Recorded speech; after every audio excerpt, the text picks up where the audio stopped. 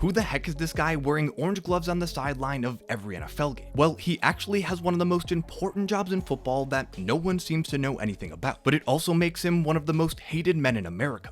Let me explain. See, per the NFL's contracts with TV networks, every broadcast is required to have at least 16 commercial breaks that last 2 minutes and 20 seconds each. Now, this averages out to 4 breaks per quarter, which usually follow natural pauses in the action, like after a scoring play or a punt. However, sometimes broadcasts need to roll TV timeouts over to the next quarter if there isn't an obvious break in the action. But who's responsible for coordinating all of this? Well, that's where Dair comes in. See, networks pay billions of dollars every year for the rights to broadcast NFL games, and the only way they make that money back is by selling commercials during the game. That's why they each send a dedicated person to every game to make sure the NFL is hitting its required 16 commercial breaks. And for the last 2 decades, that person for NBC has been a lawyer from Omaha, Nebraska. See, on the sideline of every Sunday night football game, you'll see Dave wearing a pair of bright orange gloves where his only job is to make one of 2 hand signals. When he steps on the field across his arms, that means the production crew is telling him to signal to the refs that the TV broadcast is about to go to commercial break. This also informs local radio broadcasts and in-stadium production crews that they should go to break as well. Then once the 2 minutes and 20 seconds is up,